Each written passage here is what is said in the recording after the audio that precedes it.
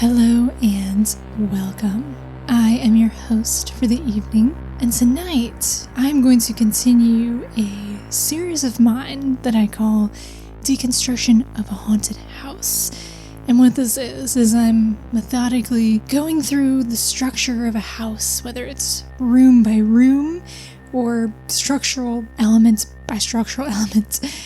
So far I have entries on the basement, windows, wardrobes, and hallways was one, and then the bedroom was another. And basically, we're just kind of going methodically through the house and reading experiences that take place in or involving the room or that structural element. And then at the end, maybe we'll figure out what the most haunted room in the house is. So tonight, we are going to be looking at stairs, staircases, stairwells. And I don't think it should be too surprising that there are ghost stories or strange experiences or some sort of spiritual or metaphorical or metaphysical even to the stairs, because they are one of those twixt and tween places, right?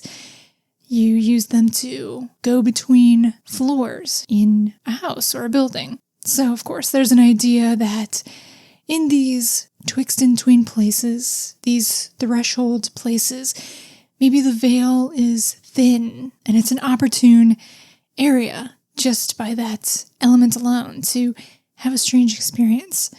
And I feel like the stairs, they're kind of creepy, right? It's a device that's implemented in spooky media, be it film, television, books. I mean, they're creaky, so you can hear someone coming up the stairs when maybe there shouldn't be someone coming up the stairs. There's also this unease and danger around them. You can fall down the stairs, trip down the stairs. If you're being chased on the stairs, it's not very easy to escape your assailant, right? And remember that old, maybe I'll put it as the thumbnail, but you remember that classic ghost photo? Let me see what it's called. The Brown Lady of Raynham Hall. I don't know if you would know it by that name, but this is one of those classic ghost photographs. Don't know if it's really a ghost or not. This is from 1936, and yeah, it's a staircase. Looks like a beautiful, solid wooden staircase with railings on either side, and there's this misty form descending, it seems, the stairs right in the middle. That kind of looks like a woman, perhaps. Maybe you remember that photo, maybe you don't. My point is, the stairs are haunted. So, let's read some stories about it.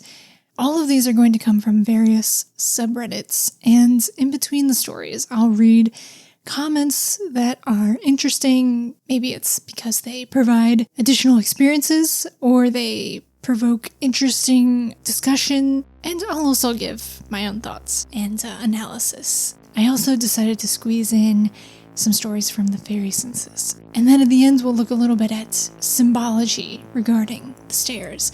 So if that sounds good to you, let's get started. The first story was submitted to the paranormal subreddit by That Was Close 22, and it's called The Thing in the Stairwell.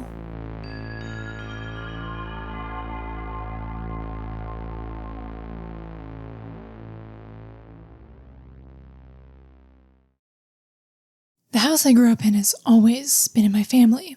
It still is. It was built sometime in the late 1800s for my great, I don't know how many greats, Aunt Elizabeth. She lived in it until she passed away in her 90s. The house sat empty for a few years. Then a family member asked my parents if we would like to live in it. I was 6 when we moved in. It was my mom, dad, brother, and myself. The house was dusty and smelled like old books. I love that smell. It didn't have carpet, but had dusty old quilts nailed to the floors. Elizabeth had made them, and she was blind. The fabrics were whatever she had stitched together. There was a mostly unfinished attic upstairs. From the day we moved in until the day I moved out in 1995, the upstairs made the hairs on my arms stand up. Even just thinking about it right now, I have goosebumps. When you came up the stairs, you entered an open room that was in the center of the house. It was finished in thin walls that felt like barely more than cardboard. There were 2 windows with seats in the front and back. To the sides, where the roof would go down to the edge of the house, were doors. The first time I went up there was with my dad when I was 6. He opened one of the doors, and I saw rolls of, I guess, quilts. I remember thinking there were bodies rolled up in them. The room terrified me. I felt like something was in there that hated me. My dad nailed the door shut, and we never opened it again the entire 15 years we lived there. The room on the other side was always used for storage. My brother and I shared a bedroom. Our parents didn't want us upstairs since it was unfinished. They closed and locked the door that led to the stairs. That door was in the corner of our bedroom. It stayed locked unless my mom needed something. The first night there, it sounded like someone was walking slowly up and down the stairs and whispering, always whispering. At first I couldn't tell what was being said, and I thought it was my parents in their room.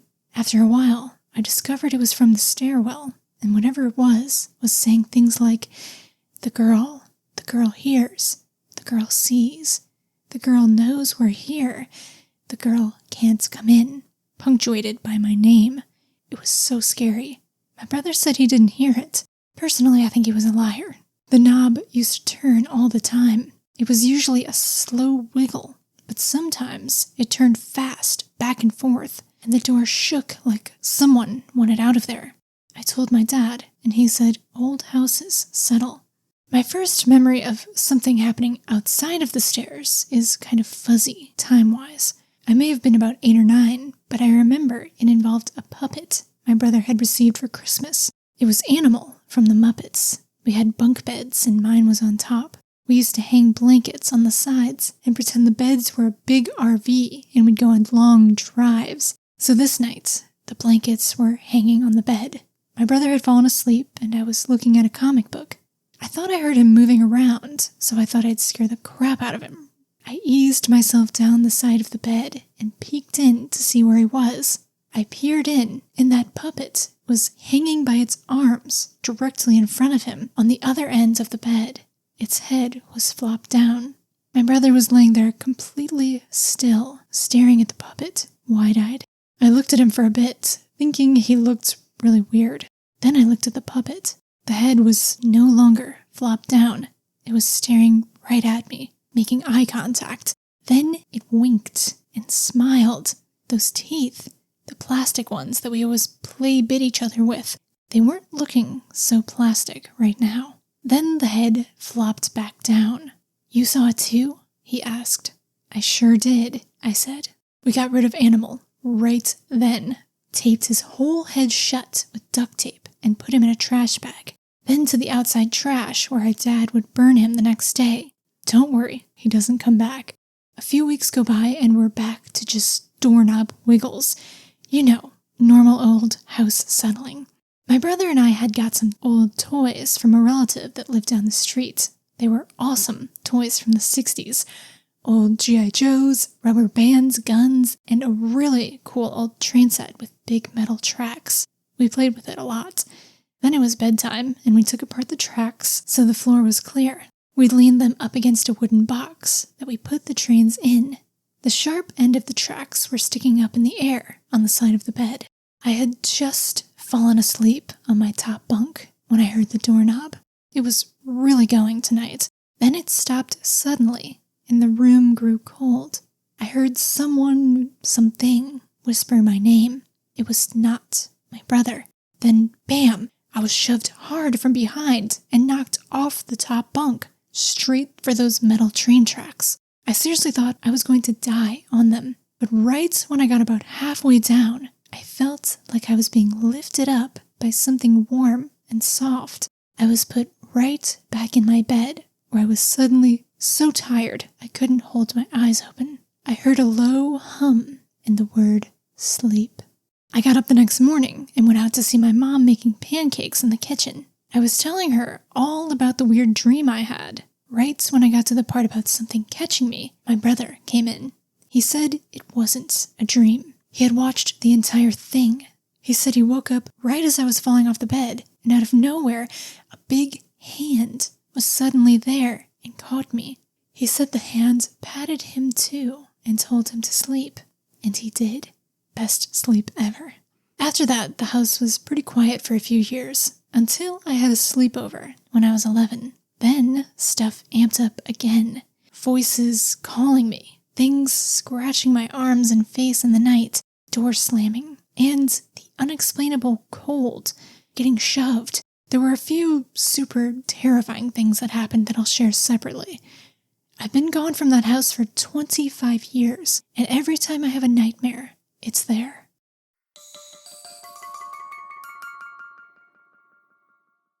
Okay, so that wasn't just limited to the stairs. We got a couple of experiences there. We'll start with the stairs. Well, first, actually, I want to start with the house.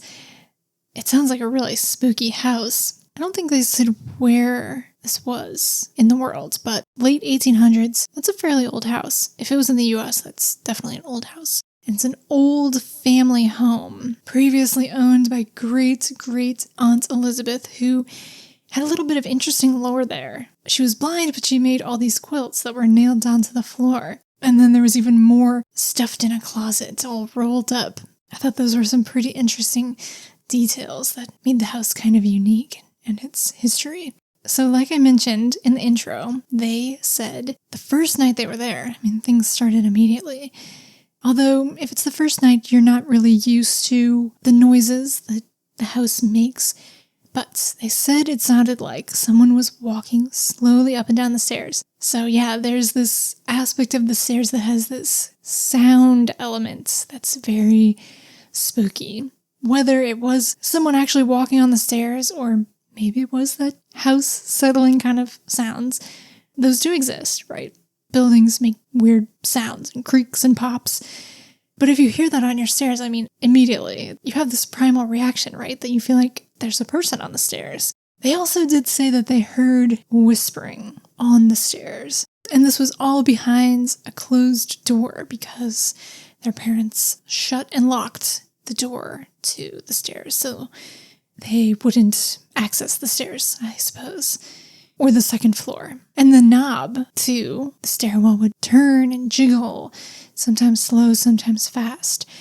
So their dad did say that this could be the house settling. Now, when I think of houses settling, I think more of stairs creaking and not really doorknobs jiggling. This is also the guy who nailed shut the closet with the quilts in them. So that's pretty much what we get for the stairs, but it's worth going over the other stories too. The next one involves a puppet, and I do have an interest in stories with puppets. I have a couple of videos that are all about experiences with puppets called Puppet People. They're easy to find by their title if you're curious. I did like the Opie and their brother draping these blankets over their bunk beds and pretending they were in an RV and going on drives at night. That sounds really cozy and fun. So they had this animal puppet that seemed to be sentient, at least for this one night. I have to say, that part of the story, I almost got a little too skeptical about it. They mentioned that the puppet smiled and their plastic teeth weren't looking so plastic at the moment. And it's pretty out there, but I say that, and then I have 2 episodes worth of Puppet People stories. So I don't know. At least he didn't come back after they taped his head shut and threw him away.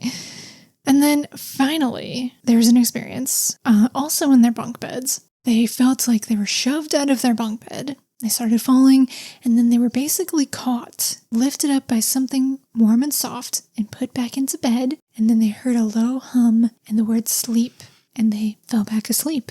Now, you could say this was just some kind of dream or something, except their brother said they saw it. They saw a big hand catch them. So that part of it was really cool. I'm very interested in the being caught and floating and levitating back into your bed. It's going to come up later in the episode. No spoilers, but if you're familiar with my channel, you might know where this is going. So yeah, well, I'll leave it at that. But the big hand, I love that. And I don't know, that seems like a pretty helpful and comforting entity, right? It saved them from being injured, perhaps. Now, what shoved them out of the bed? Who knows? And then it also gave them the best sleep they ever had. And I've always thought of like a big hand as being this really comforting concept and imagery. I've thought about it when I'm like stroking my cat or something, and I'm like, I'm so jealous of you for having this big hand. Like, doesn't that just... Getting a massage is great, right? But imagine if it was a hand that could just cover your whole back. Or if you could just like sleep in a big hand. I just think that sounds really nice. So I like the idea of this big hand. And he did say, the brother said the hand patted him. It'd be like a good guided meditation, I feel like. All right, now I'm going to read a couple of comments. Here's some comments the OP said about the hand. Actually, all of these are going to be about the hand. So in the comments, the OP said that their brother called it God's hands and that it was, quote, warm and so soft, and I instantly felt like everything was fine, end quote. One commenter asks, quote, how big was the hand? Was it just a hand with nothing attached? End quote. And the OP replies, quote, it was big, like I fit into the palm. It was just a hand, no wrist or body, end quote. It really sounds really comforting and lovely. So at least there was one good experience out of all their scary experiences. And they mentioned having a few super terrifying things that they said they would share separately. I don't believe they did in the comments. Just going to check. And no, they don't. They do say that the house is still there and a family member lives there. It has been remodeled, which, can shake things up. That's our first story for the night. Got quite a few interesting things in it, not just stairs. So let's move on to our next story. This one was submitted to the Glitch in the Matrix subreddit by Relish0430, and it's called Strange Childhood Experience.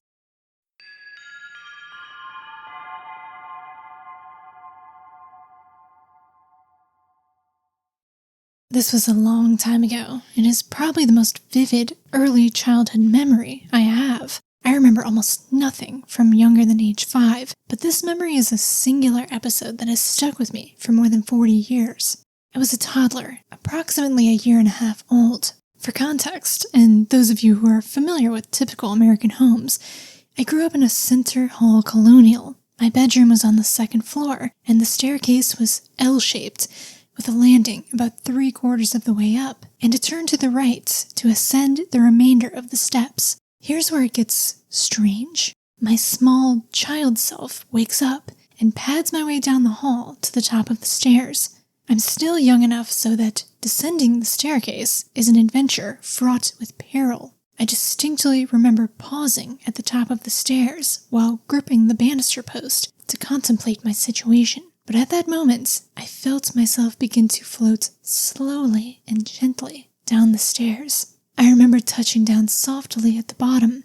I then walked into the kitchen where my mother, father, and all my siblings were having breakfast before work and school. My unexpected arrival caused a bit of a freakout and questioning about how I traversed the stairs by myself, and some concerns but loving admonitions against using the stairs unchaperoned. I recounted my tale of weightless flight, much to the amusement of my family. I was the youngest child by 9 years. My entire family was on the first floor when this occurred, and there was no one else in the house. I never felt as if there was another entity involved, or any sense that I was not alone when this took place. As I described, this has stuck with me for decades.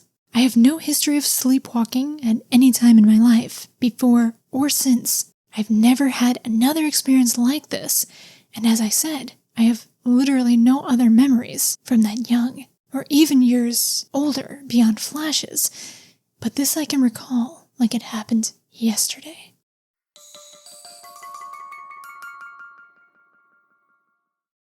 I won't belabor the point too much. I'll try not to. No promises, because it's something I've covered fairly extensively already, but we couldn't talk about the stairs without a mention of floating down the stairs.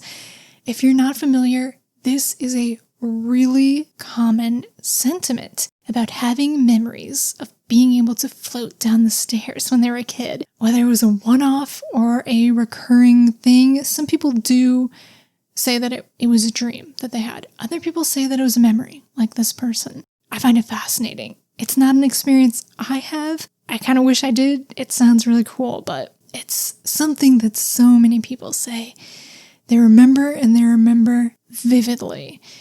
And it's one of those things that when people hear it, it like triggers a memory, unlocks a memory, whatever.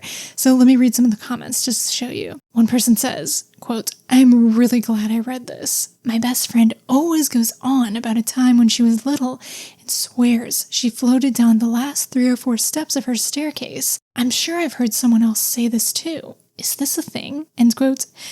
It's a thing. It's a thing. Going back to our last story, some people do say that it feels like they're carried down the stairs. They don't see anybody, but it feels like they're lifted and carried. They feel like someone's involved or something is involved with carrying them. OP of our story mentions that they never felt like there was another entity involved, so they don't feel like they were carried or lifted by something external. And yeah, some people say that it's an ability they have. People speculate whether it's something you can do when you're a young child because you don't question it. I don't know, it's just something you can do naturally. And then once you start to think about it, you can't. I don't know. This person does say, though, that they knew that going down the stairs was dangerous, and it still happened. So it's very interesting. Some people do kind of different to this situation, but similar to the situation in our previous story. They'll say that they trip on the stairs or something and they're falling and something catches them and like rights them, magically, gently puts them on the floor or back on the stairs. I can't say, of course, what it is or what's going on really. I will read this, not criticism, but just scrutiny. This person, one commenter holds the OP too because, it's okay to question. It's important to have questions about things. Now, that being said, there's a difference between having questions and just telling someone that something didn't happen. You can think whatever you want. You're allowed to think whatever you want and have your own opinion, of course. But just telling someone that didn't happen, that's not real. I just don't find it productive, personally. And also, there's, of course, a difference when you think someone is lying or fabricating. But when someone is clearly being genuine, this person says it's a memory they've had for 40 years. To tell someone that genuinely believes they had an unexplainable experience, to just tell them that didn't happen, it's just not very effective or productive. But I think it's okay to question. And if you're putting something out there on a public forum, you kind of have to be open to questions and scrutiny. Anyway, one person says, quotes, "As an 18-month-old, you must have had very advanced speaking skills to tell your family about floating down the stairs. All my kids could barely make sentences before age 2, and they were all pretty advanced for their age. Are you sure you weren't remembering a dream?" End quote. I think that's fair. I mean, I get where they're coming from. I don't have too much experience with young children, but I have a friend who has a child who is just under 2, and he's talking more, but yeah, he doesn't say sentences. So I get what they mean, but he can still convey concepts. So anyway, the OP says, quote, "No, it definitely happened. My mother remembered it many, many years later. Speech is highly variable, and I know my kids could communicate complex ideas at 18 months. Not in sophisticated language, but certainly well enough to express a concept. My wife also sang happy birthday to herself on her first birthday, and that is immortalized on film." End quote. So yeah, I think a child can convey something without speaking in a complete sentence. I get where both people are coming from, but again, they really feel that this is a real experience and not a dream. And who am I to say otherwise? It wasn't my experience. And again, so many other people have the same. Here's another comment. Quotes, "My dad has a similar story. He says when my little sister was a toddler, he looked up to see her running across the porch towards the steps. He says he saw her stumble or trip and that she should have fallen down the 3 to 4 stairs. but instead she gracefully sort of floated to the bottom of the steps and landed there on her feet. End quote. And that one just kind of gave me chills because I've thought about this too. Like, what if you catch a child doing it? That would be crazy. Very interesting to have someone witness the floating down the stairs. And I have heard that before. I have heard people say that their parents saw it happen. That's really interesting, right? All right, one more comment. Quote, this just reminded me of something. When I was really little, maybe 3 or so, I thought I could fly because I distinctly remember jumping off the top step of a flight of stairs in my house and flying head first to the bottom before neatly landing. I've always dismissed it as a dream, but it was recurring and happened with both flights of stairs in my house and was convincing enough that many times as a kid, as I got older, I wanted to do it. Something always stopped me though. Whenever I flew, I had this weird, sick feeling in my stomach, like something was wrong. And I didn't have that feeling as I got older. I'd forgotten about this, just thought of it again. End quote. So another theory is that it's astral projection, right? Maybe it wasn't a dream, but you also weren't awake. It was some sort of astral travel because it did take place inside your house in a real place, right? So anyway, I could go on about this topic. It really interests me just how common it is. But if you want to hear more, I do talk about it fairly often. And I think if you probably just search floating down the stairs on my channel, you could probably find the other episodes. Also, let me know if you have this memory because I never get sick of hearing about it. All right, our next story was submitted to the paranormal subreddit by Gobo Gorilla, and it's called The Light Under the Stairs.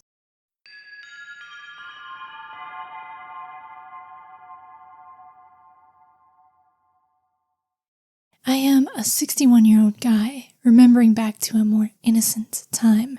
I've had several strange things happen in my life, but the one I most vividly remember happened when I was about 10. As a special treat, I slept one night downstairs in my brother's room. I got up in the night to use the bathroom, and it was so dark. Back then, I was afraid of the dark. I stumbled out of his room and headed to the stairs, and was so thankful for the light under the stairs. It guided me upstairs and back down. The next day, I thought of it and realized that I had never seen a light there before. I searched and searched for it over the next days and years and never discovered where it came from. Was it an angel lighting the way for a scared little boy? I don't know, but I know it was there.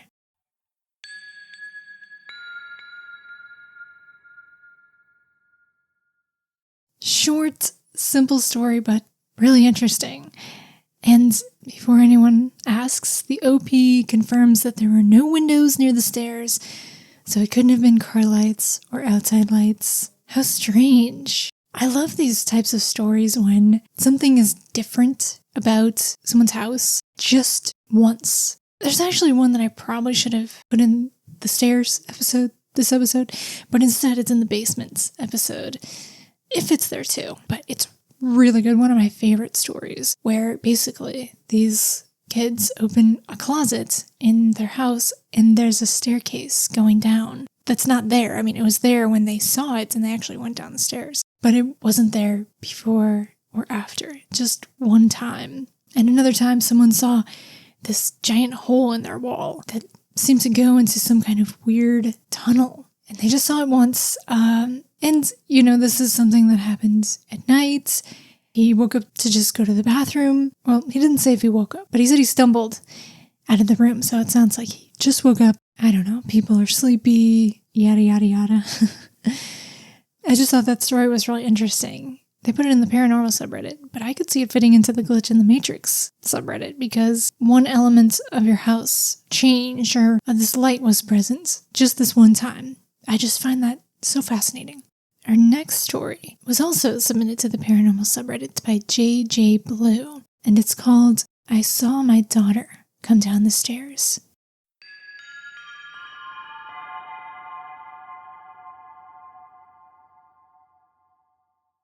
I just felt like sharing a strange experience I had in my house.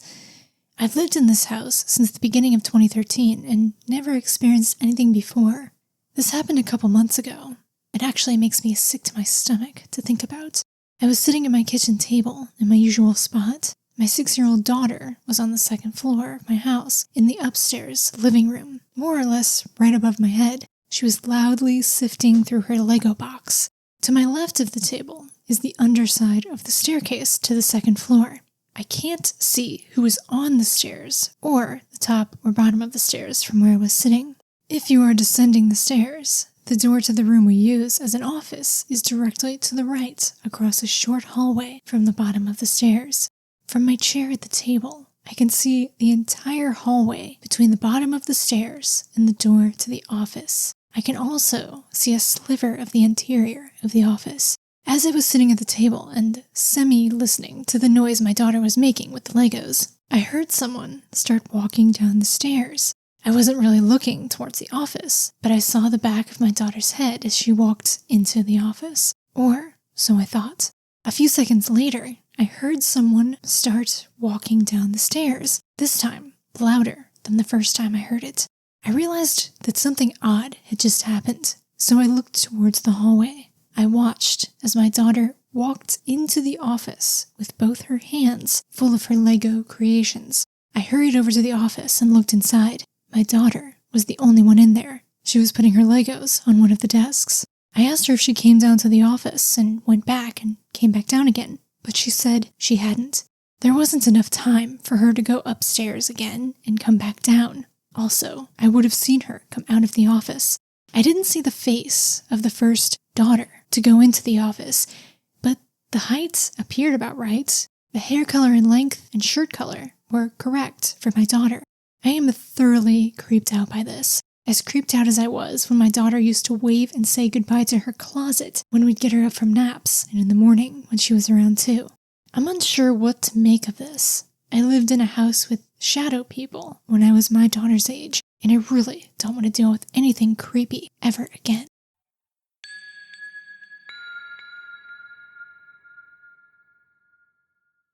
Alright, so what this makes me think of is kind of like a doppelganger, but it's a specific variety on the doppelganger called a vardiger. And I believe it's Norwegian. Let me double check. It just says Scandinavian, I guess. So Norwegian and other Scandinavian countries. It's like a doppelganger in that it's a person's double, but it's not, it doesn't have those dire implications that a doppelganger has. Because, the lore around doppelgangers is if you see someone's double, it means that they're going to die. That's the story behind it, as far as I'm aware. But a vardiger is actually a spiritual predecessor. I think it's also called arrival cases. And it's almost like time has jumped ahead of itself. Or you're seeing whatever the opposite of an echo is in time. Basically, a lot of stories are hearing or seeing, say, your husband come home from work. You hear all those usual sounds. Maybe you see him walk by the door and go to the bathroom or go upstairs. And then a minute later, he comes home and does the same things. Does that make sense? That's what it sounds like to me, because basically the double, did what the daughter did just a few minutes later, or a few seconds later even. Very interesting. And so this isn't any kind of death omen or anything, or harbinger. It's just some weird time distortion, seemingly, or something like that. And also, vardigers, you don't have to see them. You can just hear them, hear the sounds of someone coming home or someone coming down the stairs. I talk about it and I cover this essay written about them, vardigers, in an episode I have on my Patreon. It's called Doppelganger Leftovers. It's doppelganger stories and arrival cases and things like that, and it's free if you're interested. I also have ones for floating down the stairs, and they're free. Right now, everything on my Patreon is free. So that's what I make of it. I just make of it as some kind of, time distortion that she was able to see. And I actually found quite a few stories, the comments, lots of people share really similar experiences, even specifically with stairs, but it was a little repetitive, so I decided not to read them. So let's go ahead now and talk a little bit about the symbolism of stairs. I'm going to read a couple different definitions here. This is from the Encyclopedia of Symbolism by Kevin J. Todeschi.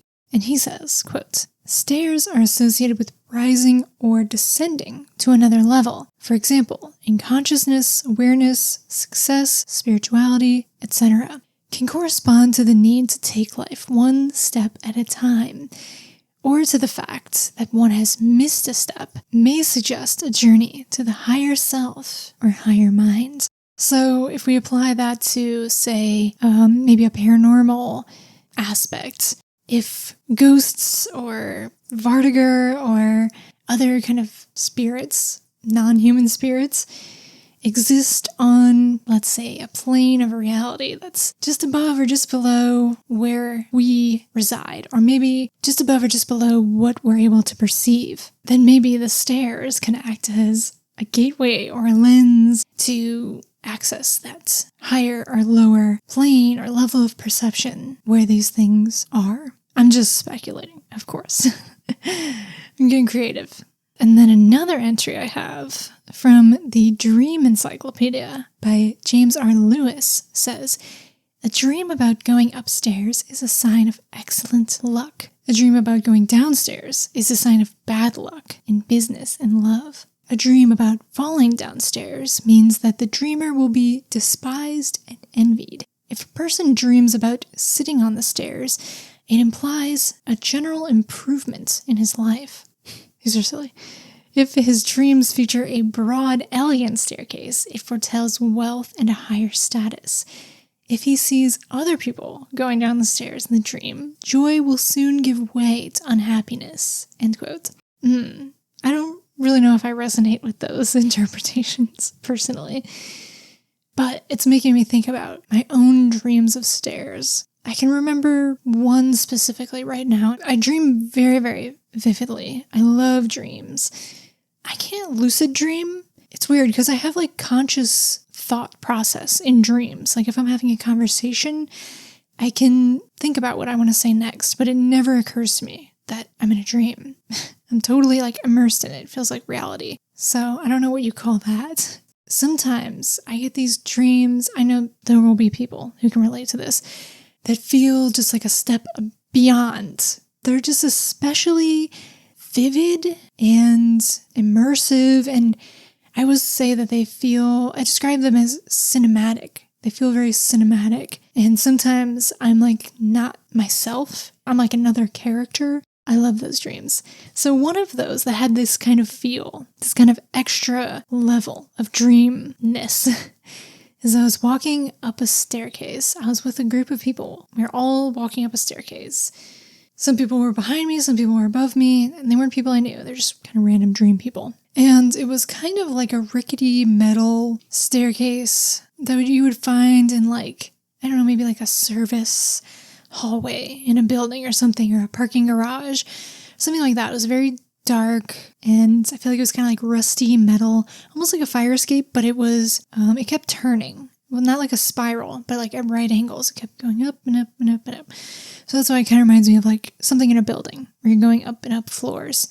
I felt it was just going on, and I thought that I was like stuck in some kind of loop, and I started getting really anxious, and the people around me too. It was something we were becoming aware of, that we were kind of stuck just going up these stairs and not getting anywhere. And then the stairs like fell away. I don't know if I was like shot up or the stairs fell away, but then I was like floating through the air, and then I ended up falling very softly though. I knew I wasn't going to get hurt. I don't know. I started like falling through the sky towards like this pond of water, but I didn't end up falling into the water. I was like let down into this neighborhood. And then I started wandering around this neighborhood a little bit. But it's interesting because I did, like the last definition we read from the Encyclopedia of Symbolism, it was like I ascended, and then, I don't know, I moved on to like another level. Really interesting. I know dreams are kind of hard to talk about because they're so abstract, but I'm going to talk about more dream interpretations. This one is from the Little Giant Encyclopedia of Dream Symbols. Quote, this is of course about stairs. Changes and transformation starting from below, the unconscious, and coming to the surface, consciousness, or vice versa. So if you're ascending, you're coming from the unconscious to the conscious, which would be like from your mind to reality, right? Staircases are a frequent symbol in fairy tales and movies, suggesting personal growth and wholeness. The landings in a staircase correspond to the dreamer's energy centers, the chakras. Are you going up the stairs or coming down? See, that's very interesting. According to Freud, going up the stairs symbolizes sexual union. End quotes. Oh, geez. Well, of course it does. He has to make everything sexual and phallic, doesn't he? I'm more of a Jungian myself. So let's read what Carl Jung has to say about the stairs. This is from the website This Jungian Life. The post is called House Dreams, Schematics of Your Psychological Functioning. And when I get to the end, I don't know when that'll be, of my Deconstructing Haunted House series, I'm going to do like an overview and we'll go through like Carl Jung's dream house and stuff like that. Because the house as a whole, it's like broken down in symbology and dream interpretation and stuff like that. Anyway, Jung says, stairs and landings track shifts in awareness. Going upstairs signals reflection, meaning systems, and vision. Dropping to the basement throws you against instinct, memory, and inherited trouble. Okay, let's pause here for a second. Going upstairs signals reflection, meaning systems, and vision. So again, I guess going to like higher consciousness, and then also this makes me think of, I believe it was Aldous Huxley said that if we're talking about rooms and houses, levels of consciousness, that the attic is like your higher self and your imagination. So yeah, going up and up and up into a house, we'll say, is getting higher up in consciousness. Going upstairs, signaling reflection, meaning systems, and vision. To me, that seems like you're kind of ascending in your insight. You know, you're gaining higher insight. You're progressing in like your personal growth. And yeah, because to reflect, I mean, that's a difficult thing to do. So you're growing if you're reflecting. So dropping to the basement, which your basement is the unconscious or the subconscious. These are things that aren't expressed, but are in your mind. Sometimes they're tucked away, right? So dropping down to the basement throws you against instinct, memory, and inherited trouble. Yeah, your unconscious is where your memories are, and subconscious, your repressed memories. And inherited trouble, that makes me think of, the phrase like skeletons in the closet, or your basement is where you hide things away and you store things, and you don't really access it much, and you can just kind of tuck things away. So kind of your inherited trouble or your generational trauma or things like that would be down in the basement. Okay, and then it says lateral wandering on one level. So this isn't really stairs, but it's interesting. Let's keep going. Lateral wandering on one level shows stasis that steals momentum. So yeah, if you just stay on one floor and you don't ascend or descend, if you don't use the stairs, then there's no growth. Notes each change of floor. It mirrors emotional pressure rising or falling. And this is in dreams. Where you stop tells the truth about current capacity. Interesting. I love that. Okay, let's read one more. It's pretty similar, I think, but this is cool to me. This is from the Illustrated Encyclopedia of Symbols, Signs, and Dream Interpretation. Quotes, "It is worth considering that staircases allow you access to higher places, and that you may be using them as a symbol for your ability to progress or achieve greater status. Conversely, descending a staircase may show a loss of these things. A staircase may also transport you between different states of consciousness or the higher and lower aspects of your being. Elevators and escalators may act in the same way as staircases and help you on your way, but bear in mind that you are taking an easy ride by using them." End quote. That's interesting. I would also kind of take it as like elevators and escalators, maybe not only, it could in some cases be the easy ride, but maybe also it's like you're not the one who's moving you between levels. Something else is taking you between levels. Yeah, so taking all that meaning in stride, it makes sense to me why stairs might be a good place to have an otherworldly experience. They are gateways to different planes of reality. At least in dreams, but maybe in reality. Who knows? All right, so I actually decided that I wanted to squeeze in a few encounters from the fairy census. So let's now apply what we've learned from the dream interpretation and symbology to these accounts. This first one I'm going to read took place in Scotland, sometime in the years between 2010 and 2020, when the witness was in their 50s, and the time was between 9 p.m. and 12 a.m.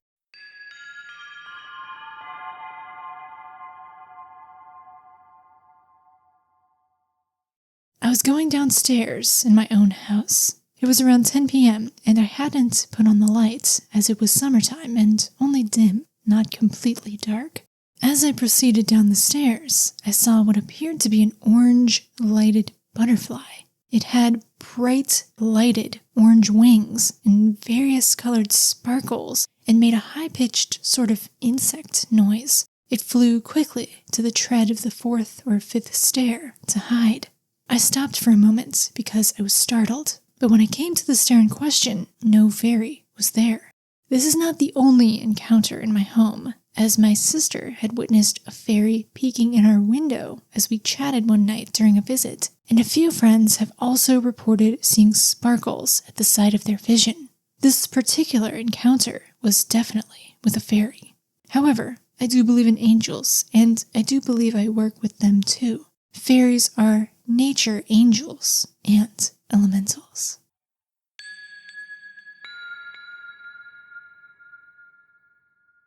All right, so very beautiful. By lighted, I'm guessing they mean illuminated, an orange glowing butterfly with sparkles. And she said she proceeded down the stairs. So just for fun, just for a thought exercise, if you take what we just learned about what it means to go down the stairs in dreams, this would mean you're going down into your subconscious.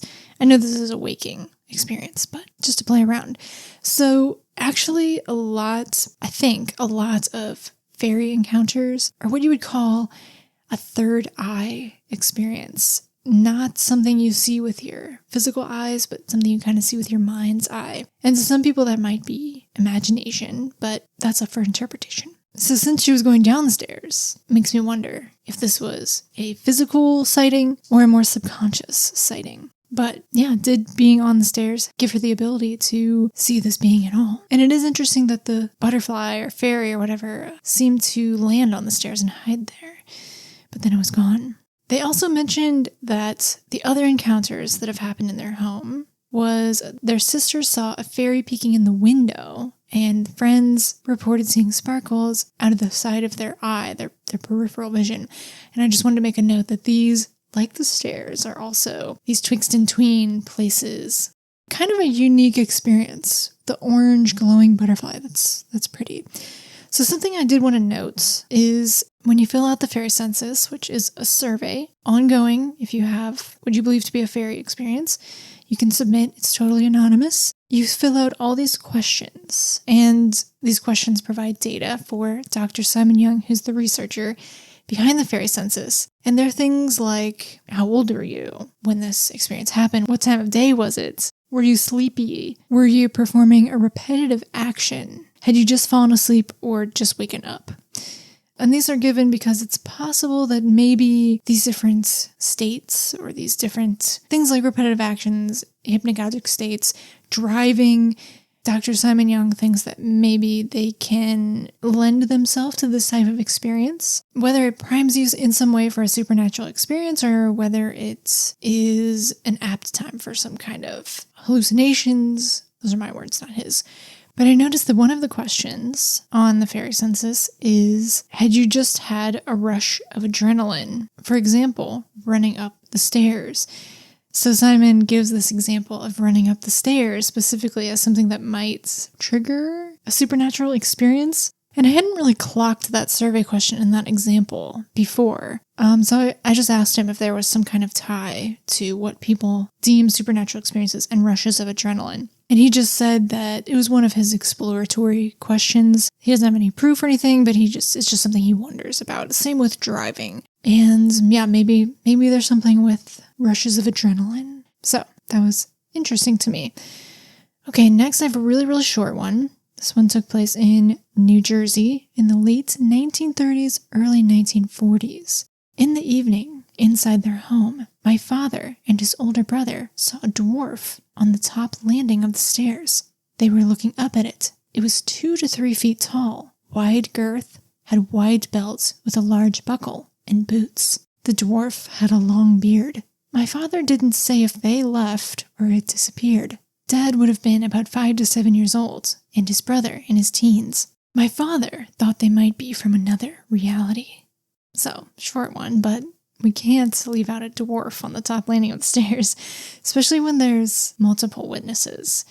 That's always rare and very intriguing, because there's kind of corroboration. So the dwarf was at the top of the stairs, encouraging them perhaps to ascend to a higher state of consciousness, towards their higher self. Dwarves do give off like this kind of wisdom, right? With the long beard, they're kind of this little archetypal wise man, so I could see that. All right, this next one is a little bit longer. It took place in Wales in the 1990s, when the witness was between the age of 11 and 20, and the time was between 6 p.m. and 9 p.m.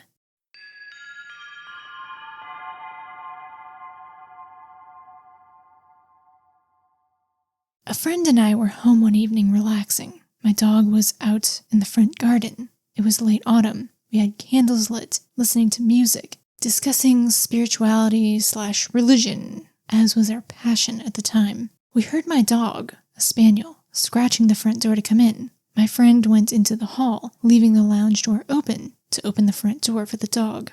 I was sitting in my chair and could clearly see 2 meters or so out into the hall. I heard a commotion, like an animal's feet running, and looked out into the hall, expecting to see Ben, my spaniel, come running into the room. I saw a man-sized animal-like creature run past and up the stairs, and heard the heavy sound of it running up on all fours as it shot up the stairs.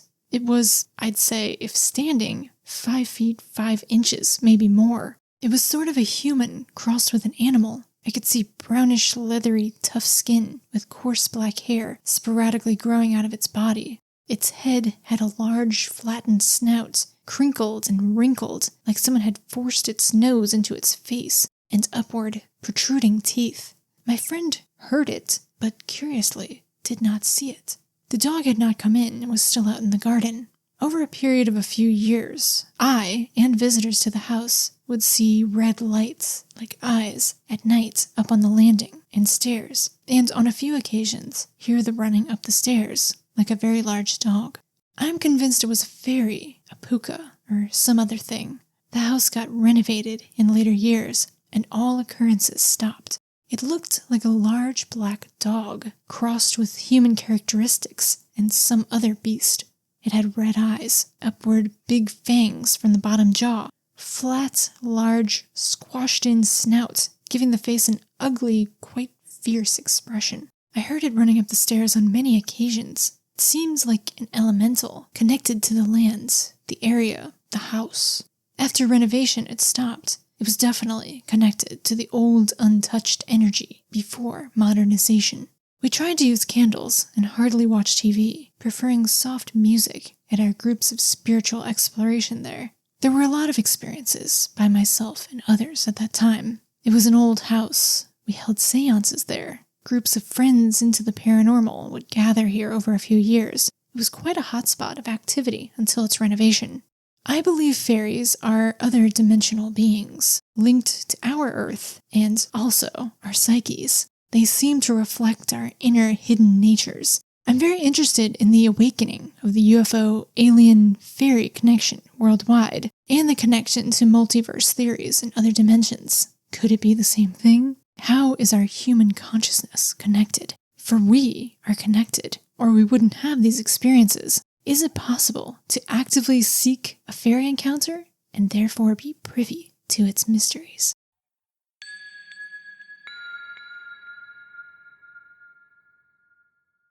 Okay, so a lot to go over there. Creepy creature they saw. They said that they were convinced it was a pooka, perhaps. And if you're not familiar, a pooka is a fairy in Irish folklore. And one of its main forms, it's said to take on several forms or can appear in several different ways. And one of those is of a black dog. It also can be seen as a black horse or a really big eagle or a ram, a black ram. So yeah, I'm not sure. They're said to be quite mischievous. Some people think maybe they're just dangerous, but who can say the nature of a fairy, right? So they saw it running up the stairs on all fours. I do wonder, since they got so many details, if this was kind of like more of a third eye experience. Because if they saw it, especially like running up the stairs, how much would they have been able to have seen of its face? Besides the side profile, perhaps. I said it was an old house, and they had this group of friends who held seances. They were very into the paranormal. They would talk.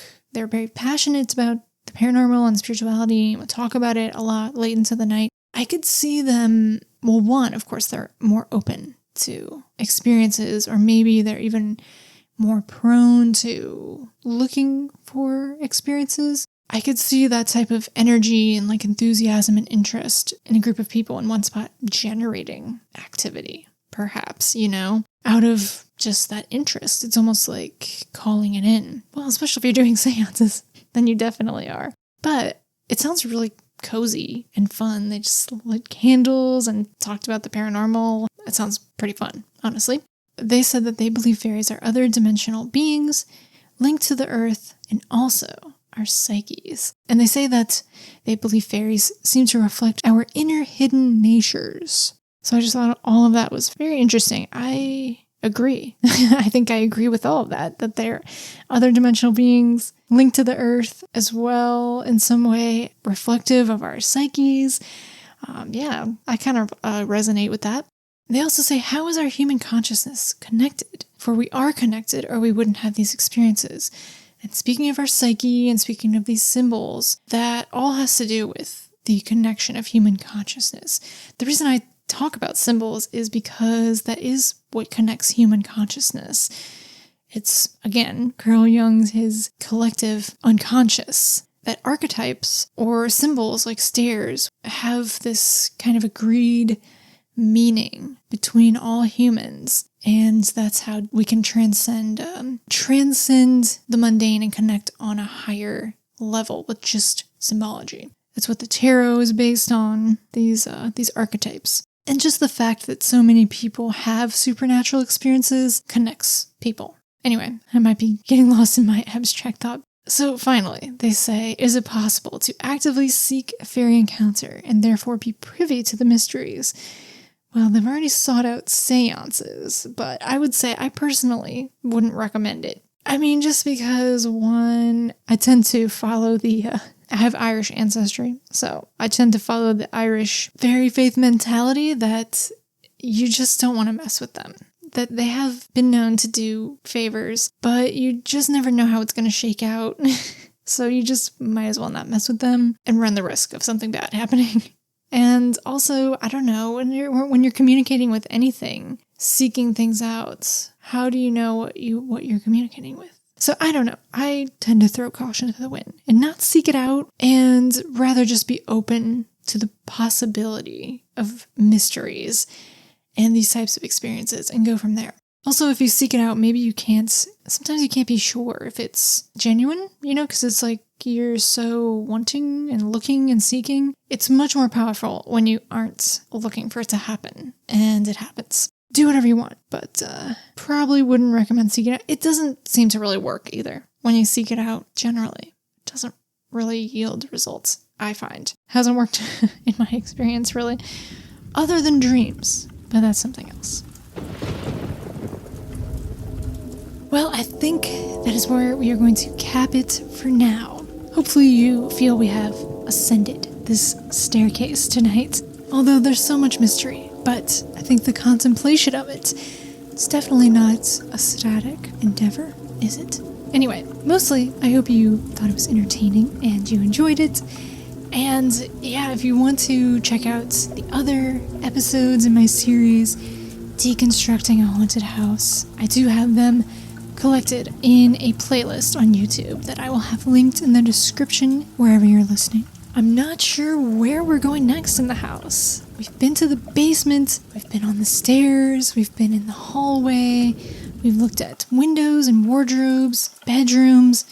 Where should we go next? If we're ascending, I guess we would go to the attic. But if you feel drawn to one area of the house, do let me know. Thank you so much for joining me tonight. I'll be back very soon with more stories. So until next time, take care and good night.